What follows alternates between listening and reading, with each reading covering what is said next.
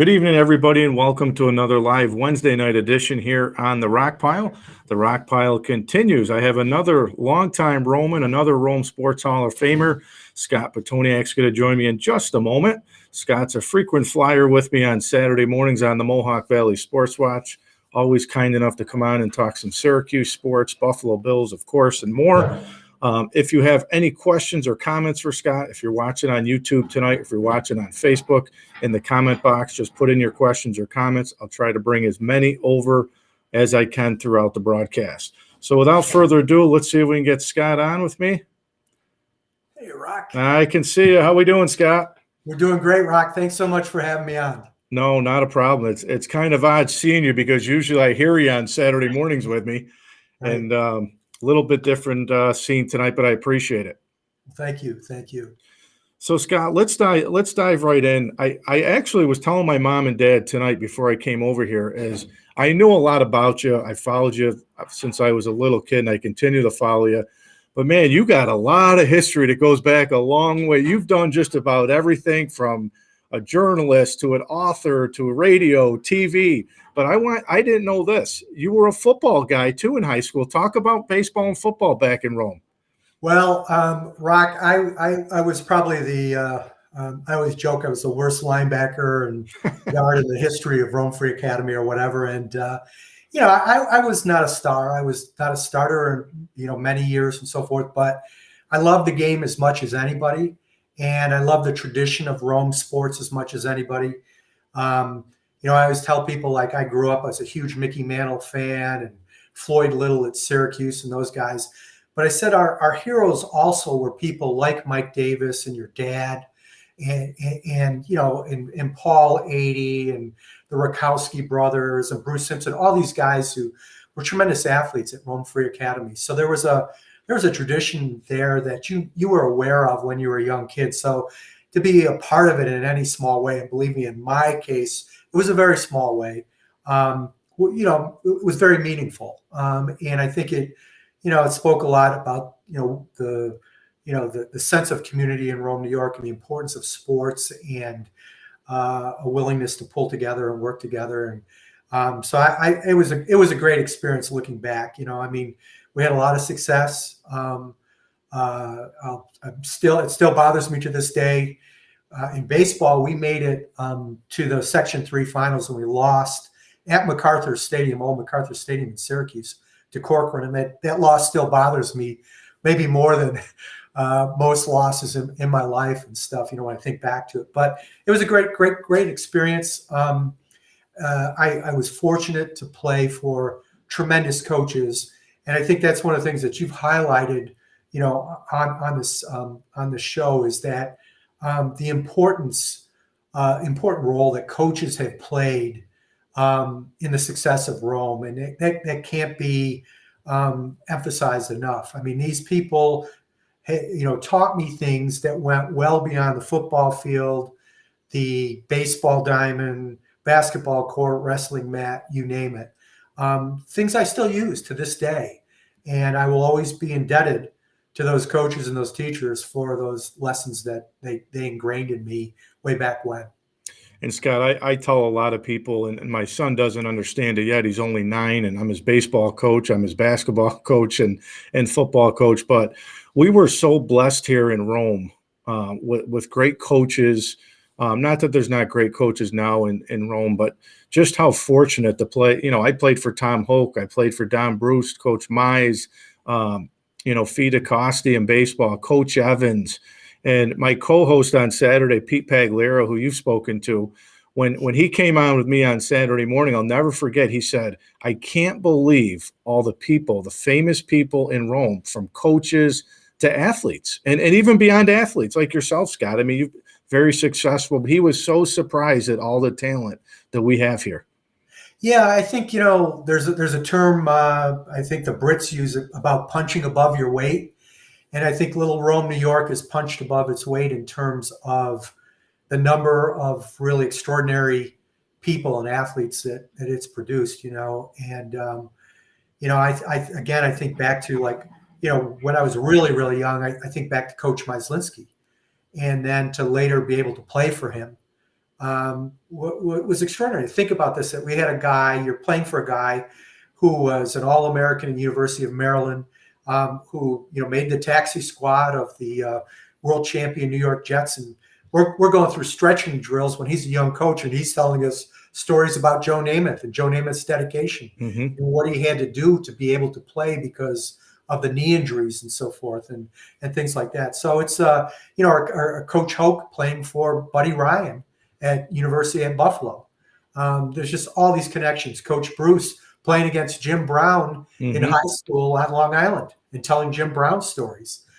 So yeah, it's just an extraordinary when you think about it.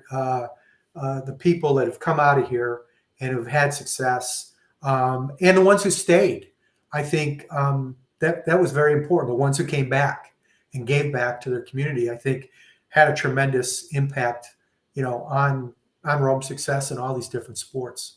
Yeah, and Scott, when I went to college for football at Fordham, I remember I went to camps and clinics all over the place. And when people said, "Where'd you play at?" and I said Rome, they were like, "You went to RFA?" Yeah. Like they were in such wow. I mean, I played with kids from Florida, different states, and they all knew Rome Free Academy.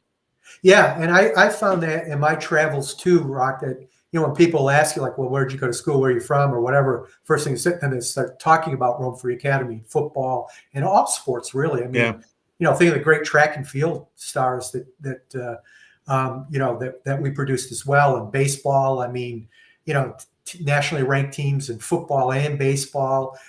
Just an extraordinary program. And yeah, we have very good sports here in Rochester, but people knew of Rome's reputation.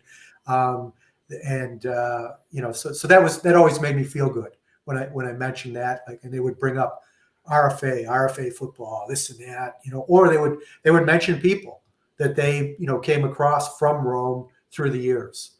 And Scott, you probably have a lot of memories from Rome and special, whether it was a game or an event. Do you have any that stand out to you that you still think about these days? There's a couple. I mean, other than, like, I mentioned about losing in the Section 3 finals at MacArthur Stadium. But I remember as a kid, watching those great RFA football teams. And again, it's hard to, I think, to convey this to people right now, just how big it was in Rome. And I can remember a game, and I'm sure your dad will correct me on this if I'm wrong, but I'm pretty sure it was a game against Whitesboro. And it may have been Watertown, but it was one of those two. They were great rivals that Rome had at the time. And your dad laid out and caught a touchdown pass from Mike Davis that essentially won the game. But what I remember most, being there at that game, being in the stands, is I remember looking at the end zone that faced the street away from the school. And I swear, Rock, there were so many people standing on the hoods and roofs of their cars and trucks parked on that little, cinder lot, right near the big fence, watching the game because they couldn't get in because it was sold out. There had to be 7,000-8,000 people in there. I'm sure the fire marshal, like, it violated all the rules or whatever there. But that was Rome football. And, so I remember games like that, like during that streak when they had the 40 game unbeaten streak.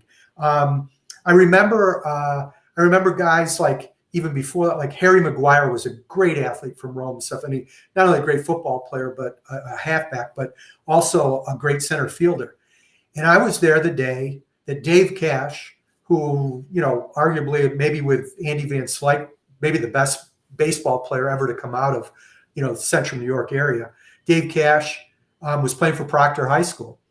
And I don't know if they still had these goalposts there, Rock, when you were playing, but they had the old-fashioned goalpost stuck on the practice field, way out in center field from the baseball field. It had to be 400 feet away. And it was the old-fashioned, like, pipe ones. They had to be filled with cement, and the uprights went up.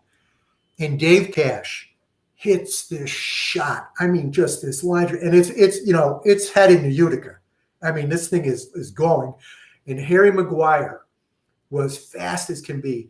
And he did the Willie Mays. He catches the ball. The field goal's good. He catches it over the goalpost. Wow. And it was, so you think of things, and I remember Mike Davis, not only as a great football player, obviously, and a great basketball player. Too bad they didn't have the 3-point shot back then. I can't imagine how many points Mike would have scored. But I remember as a baseball player, and man, the power he had was unbelievable. I mean, he left-handed batter catcher, and he'd hit the ball, over into that yard in left field for an opposite field home run. Yep. And one time I saw him hit one hop to the school. Now that's got a shot. That's got to be 450 feet easily. And that was, but that was Mike. So I remember as a kid some of those, and I remember, I just remember, great athletes I played with. I remember in baseball, Wayne Cacciatore was as good a pitcher as I think there's ever been at Rome Free Academy in the year that we won the COL title, and we had to beat New Hartford, which was loaded with great athletes at the time. We must have beat them 5 times that year, including sectionals and in regular season games and so forth. So I remember like great athletes I played with, and as I said, I have vivid memories of coaches, who had an impact and in big games that we won. I mean, our JV team, like we just, we crushed people. I mean, it was just unbelievable back then. And that was like kind of like we were part of a class, like they were coming back. There had been a little bit of a lull after that 40 game unbeaten streak and so forth. And the program was down just very briefly. And they came back, you had guys like Rich DeLork at quarterback and stuff. And just so many great athletes that I remember in games and just packed houses. And the support, the support was obvious for football. But I remember, Stroud. I mean, that thing was like that bandbox of a gym was packed all the time. And Coach Evans really turned that into, it was entertaining in addition to being very, very good, fundamentally sound basketball. I mean, he's got the pep band, that I learned on your show, like it, came from going to a game at Tennessee. Yeah. He's got the student riding, leading the team out on a unicycle and stuff. I mean, it was just like, these things weren't happening anyplace else. And again, it just showed you the incredible support. We drew good crowds for baseball games, American Legion, you name it. And, right on up from Little League to Pop Warner, I remember there was just tremendous support from people. And it, when we talk about great teams and stuff, I remember one thing, like covering the Bills, like Marv Levy used to always say that, that teams don't win, organizations win. And I think one of the things I always found great about Rome sports was there was a program. Mm-hmm. And when I played for the Rome Colts, we ran a smaller version of the offense and defense that the varsity was running. Our playbook wasn't anywhere near as big. Yeah. We had a couple of mimeograph sheets and stuff like that. But it was just that's the way it was. And so it was ingrained, and you built a program and you started learning about it, and I think you felt the tradition too. You wanted to be a part of that. Like the Rome Sentinel had stadium starters, and you wanted to be a stadium starter. And I think what people forget too, Rock, is that Friday Night Lights. Rome was, it was special. There weren't any other lighted fields and stuff, in the area. So it was a big deal for other schools that, they wanted to beat you because you were the standard bearer. Mm-hmm. But they also, it was like, wow, we're playing under the lights. And we kind of took it for granted, as Romans, because we had one of the first lighted fields in upstate New York. I think it went back to the 1940s, the lights and stuff, late 40s. Early 50s, So it's just, again, I think the tradition, community support was such a big thing, and the people really cared, and it showed and at every level, from the ball boys to the, to the coaches, to the guys, the chain gang, Yeah, we had a lot of discussions on this show, and I mean, my family always brags because my sister never lost a game on the turf. My sister won a state championship. I played in a state championship and never won it, but I never lost in Rome, and my dad never lost a game playing or coaching. So it's like we didn't lose many games on that field. But when you go back and say the organization, that's a really good comment, because I think that we beat teams in warmups. When we were on the field, people they were intimidated to play us, just by us warming up. I mean, one of the things I wanted to ask you was, and I get into this argument a little bit all the time at the bar over a few drinks, is when the base left, the population obviously in Rome, went down. It impacted us big time. But Scott, I always say some of the best teams that came out of Rome, we were homegrown Rome kids. We weren't all base kids. Yeah. I think, and there, there were a few kids sprinkled in. I remember when I played, there was a huge offensive lineman. I think Frank Cush from Arizona State recruited him. Linwood Mason, man, he was a guy you didn't want to get in those one-on-one drills with and stuff. So he was a base kid. And there were a few others, but yeah, for the most part, it was homegrown talent. I think where it's hurt, Rock, when I look at the situation, is the population loss, because having the base there was such an economic driver, sure, for so many other things, and so people wanted to settle there. And so I think you had a bigger pool of people to draw from, and I think that I think also the people who were here, with the Air Force and so forth. I think they were great supporters also of the programs here. They liked it because they were from all over the country, all over the world. I mean, I went to school with some kids who, were born on a base in Germany or whatever.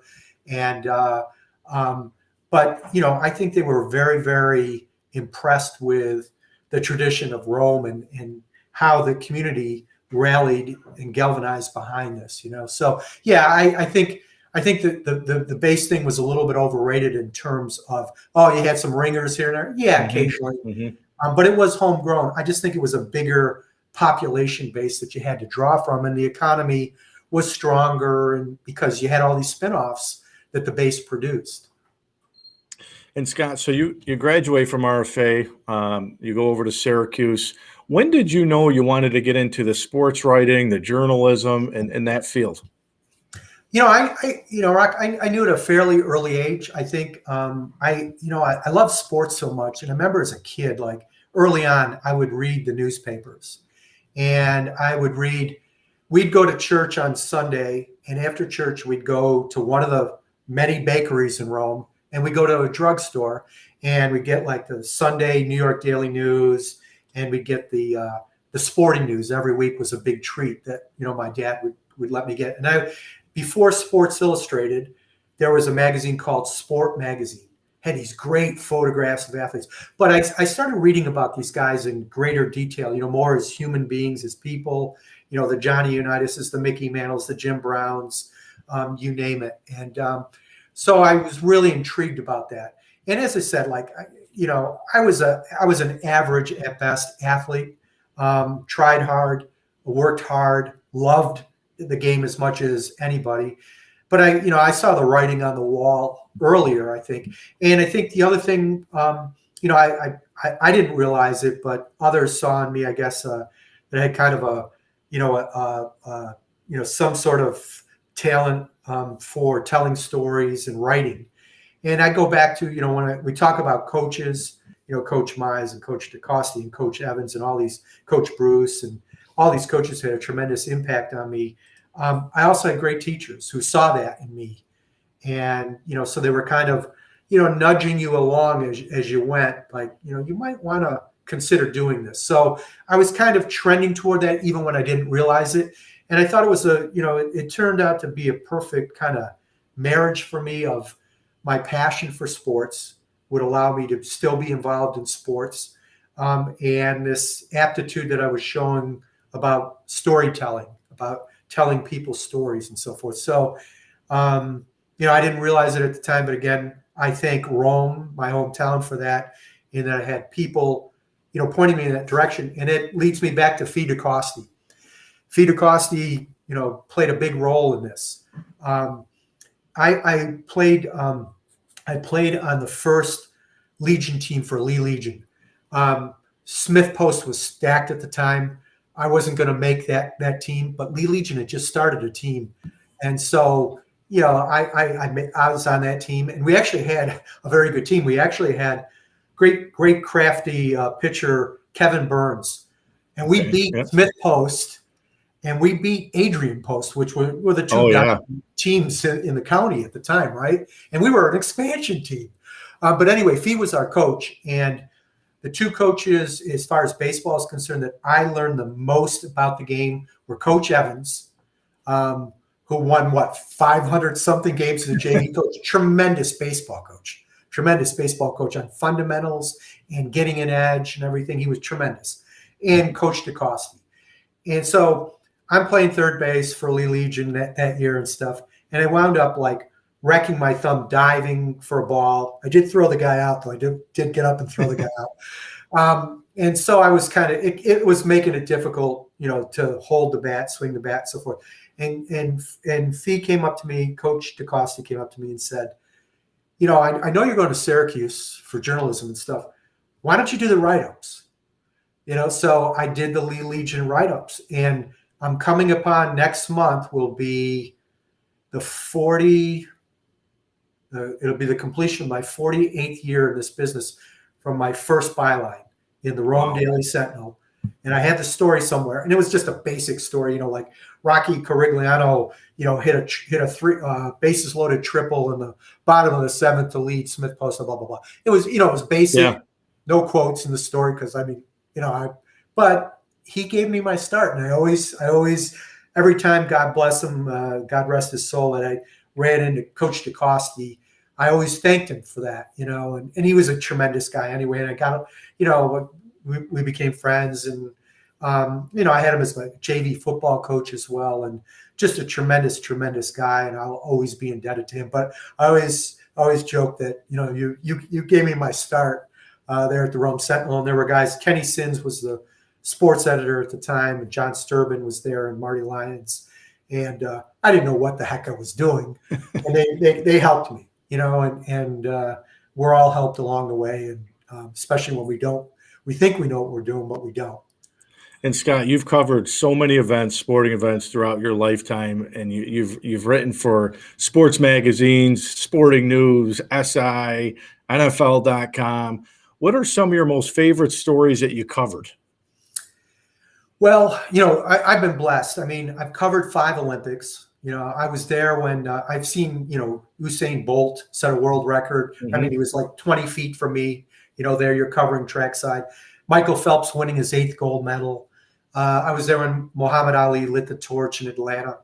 I saw Carmelo Anthony and that dream team, LeBron and those guys play China in what still may be the most watched basketball game in history. I think there was 1.7 billion people saw. I'm in Beijing covering that. So there's things like that. Syracuse sports have provided me with so many tremendous memories. The crowds of 35,000 in the Dome. I was there for the start of the Big East. I saw the John Thompson intensity. I was there for all that, Patrick Ewing's first game in the Dome. Pearl, Washington. I was there courtside covering. I was working in Utica at the time when Pearl hit the half-court shot, just kept on going right through the tunnel and into the locker room. They beat BC on a Tuesday night. And I'll never forget, Rocket was the first spontaneous court rush I ever saw. Now they're all contrived, you see the students building up. This was the first time. And I swear, Rock, you're here courtside with your little, it was a very primitive laptop at the time. And people are just pouring over you, knocking the table over. It was, you're getting trampled. They're going on the court. It was like such an incredible thing. And then I was there when Coach Mack, when they upset number 1 ranked Nebraska, Tom Osborne comes in. Yeah. The Big Red Machine is on the cover of Sports Illustrated that week. Syracuse is a 26-point underdog. The year before in Lincoln, the Cornhuskers beat Syracuse 61-7. The week before this game in the Dome, Syracuse fumbles the ball 8 times against Rutgers and loses 19-0, gets booed off the field. There's no way. They have no chance. And that was a team with Tim Green and, and it was that great defense. And I'll tell you what, this was not a fluke. And even Osborne said it after. And, You know about Nebraska and the history of the strength program and so forth. I mean, they were way ahead, just like Rome Free Academy and Coach Mize was way ahead in terms of the importance of weightlifting for all sports. You know, they got manhandled by Syracuse on both sides of the ball. And I'll never forget, Todd Norley was the quarterback for Syracuse, and he drops back, and this was like toward the end of the first half, and rifles the ball down in the end zone. Mike Ciano, 6'4" wide receiver, outleaps two defenders, catches the ball, and on the play, Todd gets knocked to the ground. He doesn't even see it. All he hears is the roar of the crowd. That's the only way he knows it's a touchdown pass. But, so Syracuse provided so many great memories. The national championship year, with Mello and Jerry McNamara, and the Bills. I mean, I was there when they were the laughing stock. I started covering this team. When I was given the beat at the Democrat and Chronicle here in Rochester, I was thrilled. I'm going to cover an NFL team and so forth. Rock, I had people come up to me in the newsroom offering condolences. It's 1985. They're coming off a 2-14 season. Jim Kelly's bolted for the USFL. They're pathetic. There's no star power. There's days when there's 20,000 people in an 80,000 seat stadium. There's no hope. And then, of course, it all changes when in 1986, the USFL in the summer goes belly up. Jim Kelly has no choice now. The Bills are not going to trade his rights as much as he wanted. He wanted to be traded to Pittsburgh. He wanted to be traded to Oakland. I'm never playing in Buffalo. Well, now you don't have a choice. You got to come.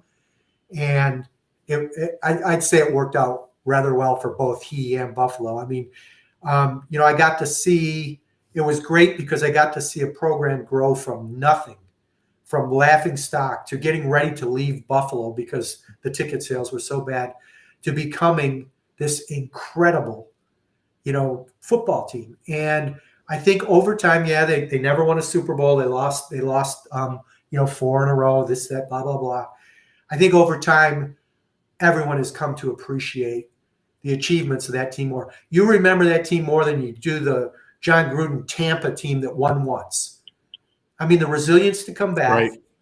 Right. Should they have won the first one? Yeah, they should have won the first one, and it never should have come down to Scott Norwood. But I think back to that, and I think about lessons in sports that even in losing that we can learn. And the lesson that Scott Norwood taught me was pretty remarkable, because imagine you've worked your entire life, Rock, for something, and your dream is right there. It's right in front of you, right? You're in the backyard, and every time you kick that field goal in the backyard, it goes for the uprights. You win the Super Bowl. Yeah. Every time. And it didn't.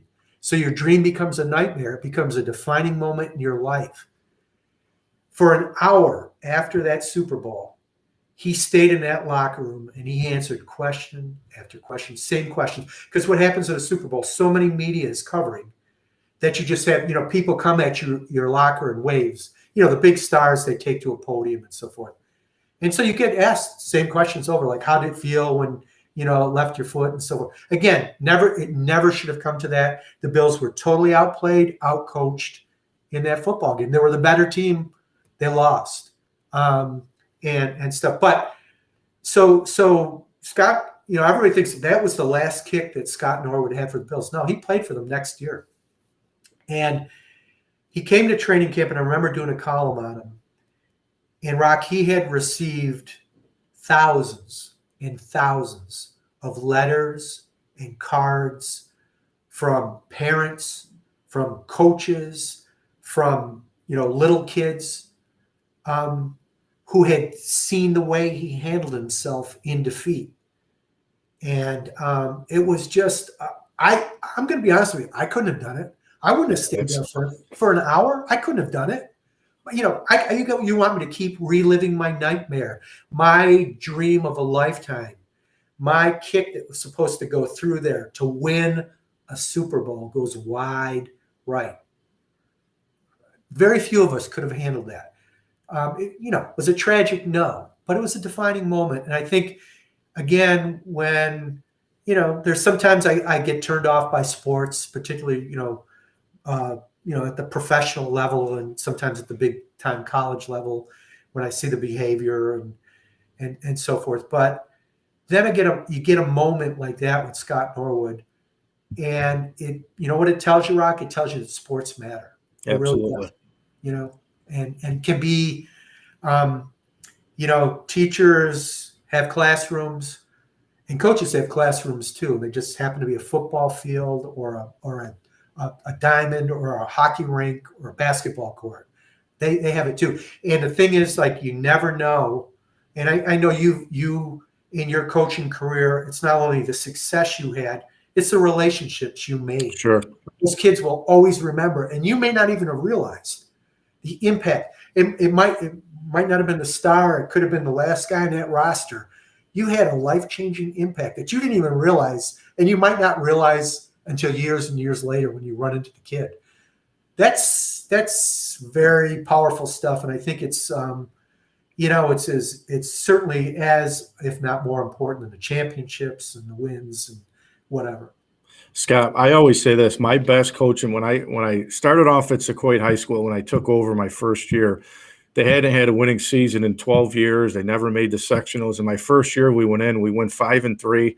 We won some big games, and then the following year, we had a down year. I lost 15 seniors on a Class D school, which is basically the whole team. Right. So we finished 2-6 my second year. But I'll tell you what, out of all the years that I coached, and I helped my dad, that 2-6 team was probably the best coaching job that I did, because I had to keep a team together for a full season. They worked hard. They played hard. And to this day, all those kids still remember it. And it's like my father and all the coaches I've had on this show, Scott, everybody always says thank you. Yeah. And that sometimes it's not about the team that goes 10-1 or, you know, it's those teams that struggle that you find a way to finish the season out and find the positives. Yeah.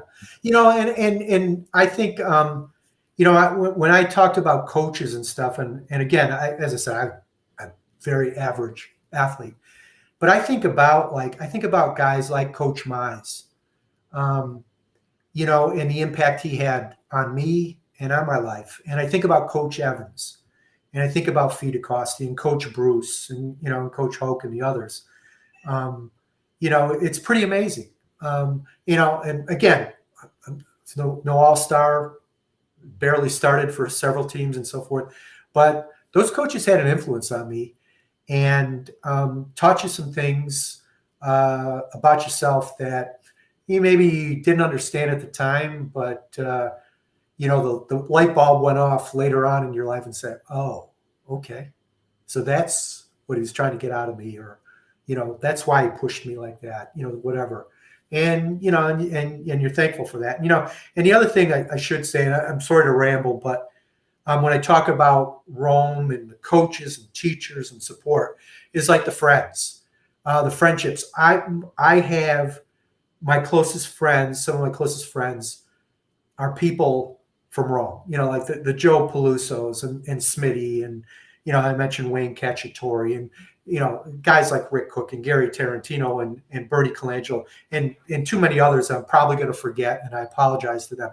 These are guys like, you know, you played Little League with, you played Pop Warner with, you went to school with, you know, and then you played on school teams with them and Legion or whatever, and softball, and you had great times. And you know, in the end, that's it. It's the memories and having those things. Memories are the most important things that you can take with you, you know, and have. I mean, it's and I stay in touch with those guys. They remain supportive of me. They've always had my back. I've tried to have theirs. And you know, I think that's like when people ask you, like, wow, you know, what's it mean, you know, as far as being a Roman and so forth. That's a big part of it, is that, you know, people have your back, care about you.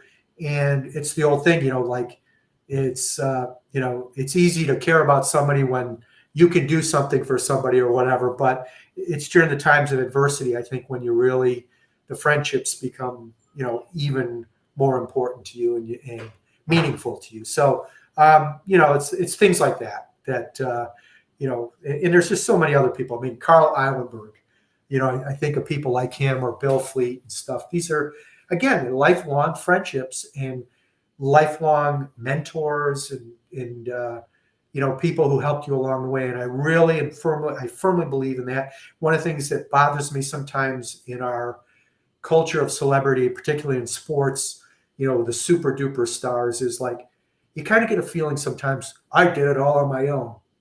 Yes, you were given this great God-given ability, but let me tell you something. There were people along the way that you wouldn't have made it without them. You may not want to acknowledge it. Your ego may not want to acknowledge it, but it's so true. And so that's, I think that's part of being, when I look back, that's part of being a Roman. And Scott, you've covered the Bills, Syracuse, the Red Wings. You've covered a lot. Where'd the Yankee obsession come from with you? Well, it came from, it's actually 60 years ago. I'm an old geezer. I fell in love with the game of baseball in the summer of 1961. And there were two guys, and one guy in particular, my all-time favorite athlete, Mickey Mantle. But that was the summer of Mickey Mantle and Roger Maris, the M&M boys, and their, pursuit of the hallowed single-season home run record of Babe Ruth, which at the time was 60. And I just fell in love with it because America was enthralled with this home run chase. I mean, I can remember we used to get these magazines at home, like my parents, my mom and dad, and you'd get, Life magazine and Look magazine or whatever. And I remember getting Life magazine, and they had on the cover, they had a photograph of Mickey Mantle and Roger Maris, and in the background, Babe Ruth, and it just got enthralled by the whole thing. And fell in love with the sport. And the other thing too, when I talk about people, I'd be remiss not to mention is the neighborhood in which I grew up in, like with, the Bassettes and the Franciscos and the Sims. It was a working class neighborhood that I grew up in. And, Rock, we all had our playgrounds and mine happened to be Hazleton Wright. And it was just, Hazleton was relatively new at the time. It was the 60s. And so, we'd go there, and it was, you played sunrise to sunset. You'd go home maybe for lunch, go home, and if you had a little league game, we played sandlot ball all day, even if you had a little league game. That was just what you did, and you played sports. I remember in our neighborhood, like we played street hockey, and you had naturally built in, snowbanks there. So if you wanted to check somebody into the boards, it was a snowbank and stuff. I remember shoveling off the driveway to play basketball in the middle of winter, and the skin cracking on your hands because you wanted to feel the ball. You didn't want to like shoot with a glove on and stuff, and it was just that way, I grew up in a great neighborhood. It was it was a lower middle class, hardworking neighborhood, and and my parents. I can't say enough about my parents. My dad unfortunately had a lot of health problems, but he worked for the recreation department, and I was a kid who got to ride the Zamboni at the JFK Arena with my dad. I had these little perks on the side, or we'd go up to Hazleton, and Hazleton had a great fast pitch softball league back then. And I remember the king and his court coming in. I remember Coach Evans and Billy Vinci and Fee DeCosti playing on great San Carlo teams. And Rocket Hazleton, they would get 1,000 people under the lights on a Friday night to watch these games. It was incredible. But I'd go up early because my dad, working with the rec department, he'd put the lines down on those fields and stuff. He dragged the field. I can remember times like they would never allow this now, but there would be like a torrential downpour and you had this big game or whatever. They'd take gasoline that, was an all dirt field, and they would put some gasoline in the field, light it, and dry the field that way. Of course, you never could do that now and stuff, but there was, it was just, going to games at the JFK Arena. I remember JFK when they weren't all enclosed, the sides, now it's a really nice arena, and you had the heaters. The heat rises, so I could never understand. If you put your hands up there, you might. But it was supposed to; these grids were supposed to blow down. But my parents and my mom was a voracious reader, and I think when people ask about writing ability and storytelling ability, I clearly got it from her. She could read a book and then just condense it down for you what the crux to the story was and the characters and things like that. So I was blessed. I mean, they were hardworking people who cared a great deal about me. We didn't have a lot of money, but I never felt like I was lacking. And my dad would always find a way to get me that baseball glove or that, that football. And I can remember in the neighborhood, we were always playing something, wiffle ball. And we would, back then you'd get like the wiffle ball would crack in the seam. So I'd get my dad's black electrician tape, Now, the bad part about that, Rock, was that you couldn't throw as good curveballs or knuckleballs because it made the wiffle ball heavier. We'd take nails and you crack a bat and we'd pound the nail into it and we'd get the electrician's tape. You improvised. And if you had, I drove my mother nuts. Like you would find ways to play games according to the number of kids you had available to you. And if there was nobody out to play, I can remember taking a tennis ball. We had a clapboard house, and I would take chalk, and I would put a strike zone there, and I'd get my glove and I'd get that tennis ball, and I would throw it as hard as I could against that strike zone, to the point it's driving my mother nuts. Like bang, boom, boom, boom. That's what you did. And if you had 2 kids or 3 kids, we'd play hot box in the street. Yeah. You run. I mean, you just improvised. We'd go to Franklin Field at the time and you'd play screen ball. If you caught the ball before it stopped rolling, it was an out. If you didn't, it was a single. If you hit the first level, it was a double. If you hit up high on the fence, it was a triple. And if you hit it over onto the tennis courts, it was a home run. But you adapted depending on the number of kids you had. I mean, it was just, it was good. It was a fun time to do that. Scott, I always say my wife laughs because she says, my wife had to work when she was younger, when she was in school. And I was fortunate enough and blessed. I did not work because my mom and dad always said my work was I was at Franklin Field from 8 a.m. until 5 playing baseball with Billy Vinci and Arquis and Fracco, and then I was doing basketball. Then I'd go inside and play ping pong all day and drink slush puppies. But I remember when I went to college, my mom and dad were like, that was what your job was. Your job was, sports. We would play the hot box. We would shoot baskets. Brian 80, Mike 80's son and I would go out back with our gloves on, our winter hat, and we were shooting. Yeah. Nowadays it's my son's in the other room. He's on his tablet. These kids are on the phones. You don't see that nowadays. Yeah, it's unfortunate. I think one of the great things, about, that time when we grew up is that, I mentioned about you had to, depending on the number of people you had, if it was just you and it was early, all right, well, I'm going to throw the ball against the house. I'm going to pitch my own game in my mind, and I'm going to strike this guy out. And it was major league. You knew everybody on a major league roster back then. So I'm pitching against the Detroit Tigers and Al Kaline and, and Gates Brown and Willie Horton or whatever, But what it forced you to do, I think, Rock, was, you made up games, depending on how many guys you had there and so forth. So it was forcing you to be creative in ways, in addition to being, physically active, which I think is very important. And we have, we've got issues now with serious obesity problems in our society, and it's sad. And these are issues that kids are dealing with, and I mean kids at a young age getting diabetes and stuff, and so it's the old joke was like when we were kids, if you were in trouble, you had to go in the house, right?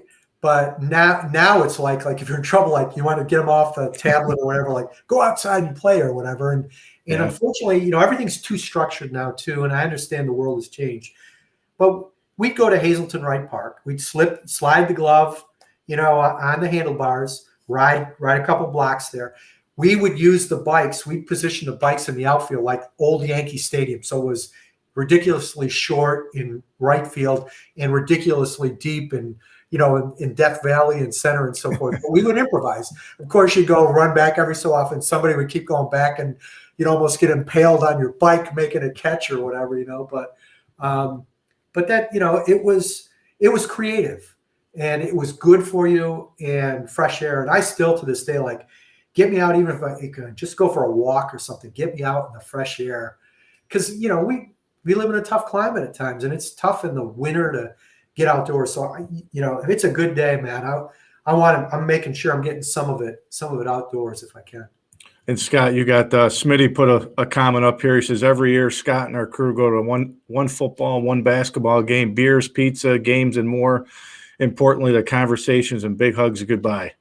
Yeah, Thanks, yeah, Smitty. it's one of my favorite things, and one of the things I missed the most last year. Like my college roommate Ed Shaw and my Rome Paisans, we always go to games, and we tell tall tales, and we have a few beers, and we have a ton of laughs, and that's what it's all about. And it becomes even more important as you get older. Again, going back to memories and spending that time with people, and it's something I really dearly missed during the pandemic. And I try to get back to Rome, to see Joe Peluso and the boys. At least once, every 2 months, and I want to make that more this summer. Make a point of it, and just to shoot the breeze, and just to be that camaraderie is such a big part in that friendship is. So yeah, I miss it, and we like to go to the varsity there on the SU campus. You can't beat it. That Greek pizza is awfully good, and we wipe out a few pies, believe me, by the time it's all said and done. Scott, now you've wrote a lot of books, Bills, Syracuse, the Red Wings, and of course, your memories of Yankee Stadium. Do you have a favorite book? No, I don't know if I can pick one. I mean, I did do one a number of years ago. It was called Playing Right Field. And it was a collection of my work in Wright, WRITE, field. And it was a collection of different essays. And I think I hope the intention was to really capture all different longer pieces, shorter pieces. So, from a writing standpoint, I was really pleased with that. And Bob Costas, who we overlapped one year at Syracuse University, was kind enough to do a forward for that, and stuff. So that's one. I mean, I just 2 years ago, it was a special book for me. I've written a number of Syracuse-related sports books, Jim Boeheim biography, and some other ones. But I did one with a friend of mine, Rick Burton, who's a professor at Syracuse University. It's called Forever Orange: The Story of Syracuse University, and it came out. It's a big coffee table book. Weighs 5 pounds, and beautiful color photos in there. But it was about the history of the university, and there's certainly a lot about sports in there.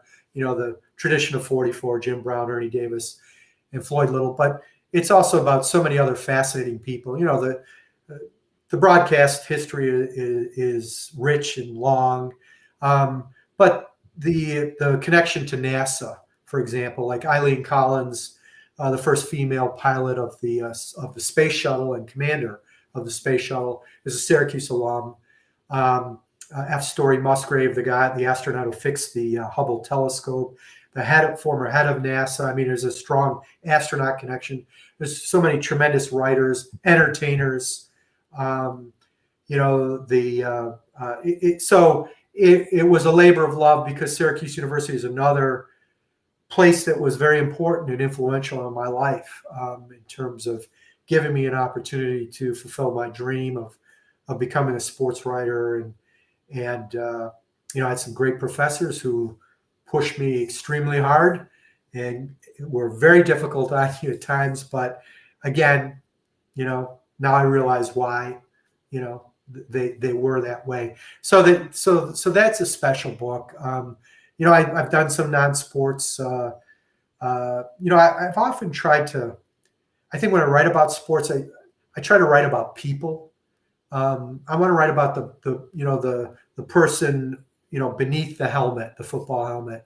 I've done. I had an opportunity to get to know Jim Kelly really well and really document him from the first day he arrived in Buffalo through the difficult things he's gone through, after football, and, with his cancer, and clearly with the death of his son, and his son being, born with a fatal, horrible neurological disease, Krabbe's disease, and dying the age of 7, born on Jim's birthday, on Valentine's Day and stuff. So getting to write about these people and the courage they display, and life humbles us at times, but I like writing about people. Everybody has a story. They've been influenced by loved ones and total strangers and circumstances beyond their control, and how do you react to it? And that's always appealed to me as much as the games. So a number of my books have been kind of in that direction. I remember Rock doing a story, incredible story, a 9/11 story about a former Buffalo Bill. He was a reserve on the '65 championship team. The very morning that 9/11 was happening and the buildings were being attacked, the World Trade Center, this gentleman was Doug Goodwin was his name. He was in Presbyterian Hospital in Upper Manhattan getting a heart transplant. Unbeknownst to him, all this stuff is going on. So the day in which all these people are dying, he's been given a second shot at life. I mean, it's an incredible story. And his heart was on a plane from Boston, the same time that the terrorists, airliners that were taken over by the terrorists were flying from Boston. And Doug Goodwin's heart being carried by these two people, like they landed in Teterboro, New Jersey, just across the GW, George Washington Bridge.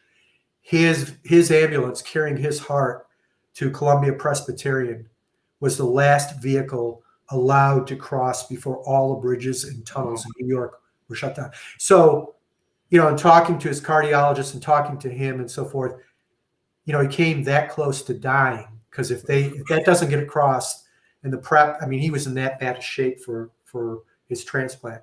So you run into stories like that go like, wow, it's pretty remarkable, and I'm thankful that I've had an opportunity to do that.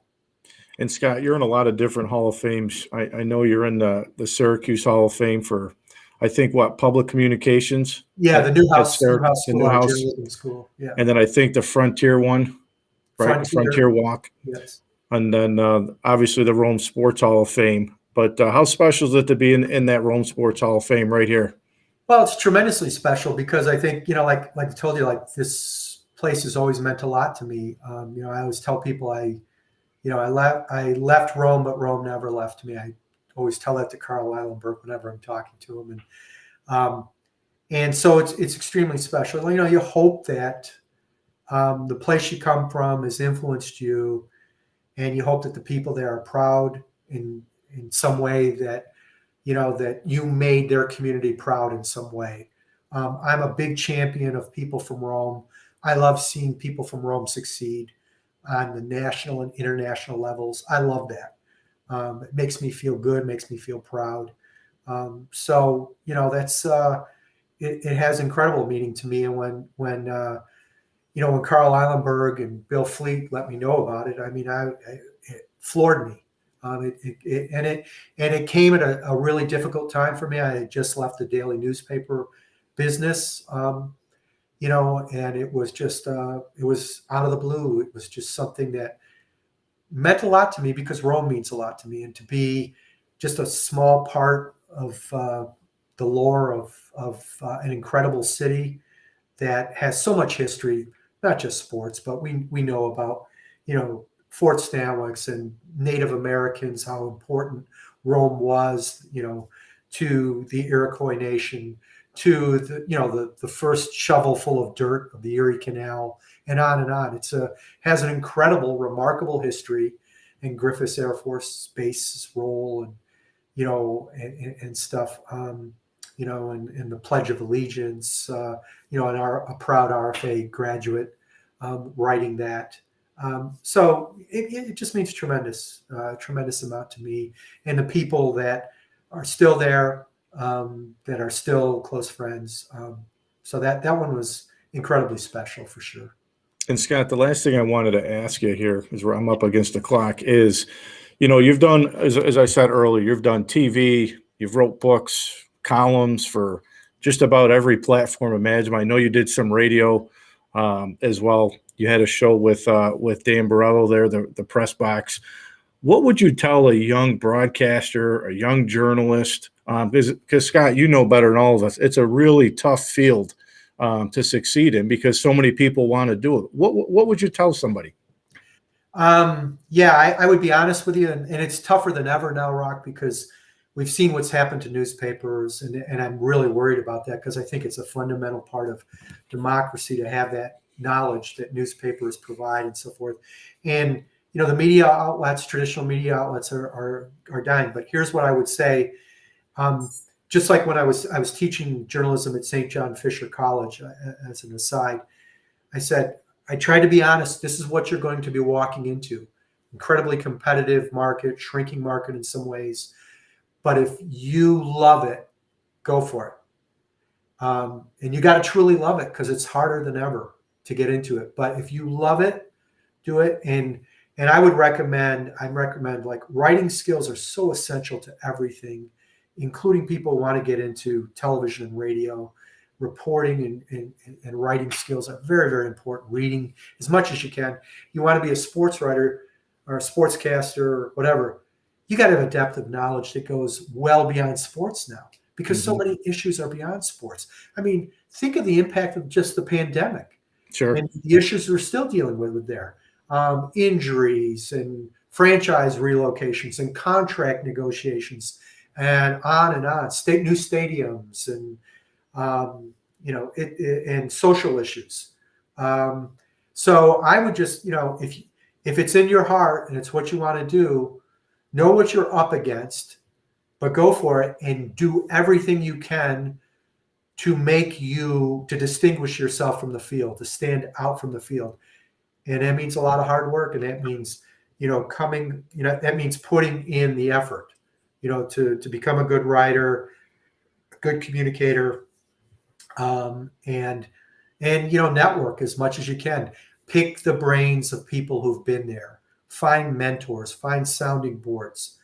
And like anything else in life, you got to keep practicing, and you got to understand there's going to be a lot of rejection. Mm-hmm. That's one of the things sports teaches us, right? Like sports teaches us about failure, but it also teaches us about overcoming failure as well and getting back up, right?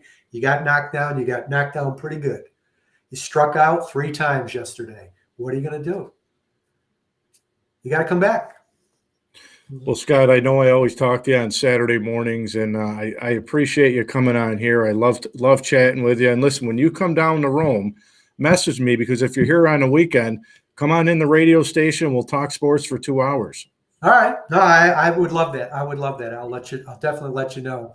I usually come down Friday for the donuts and stuff with Joe Peluso and the donut club there and stuff, the Tucalana guys. But I'll come down on a weekend at some point.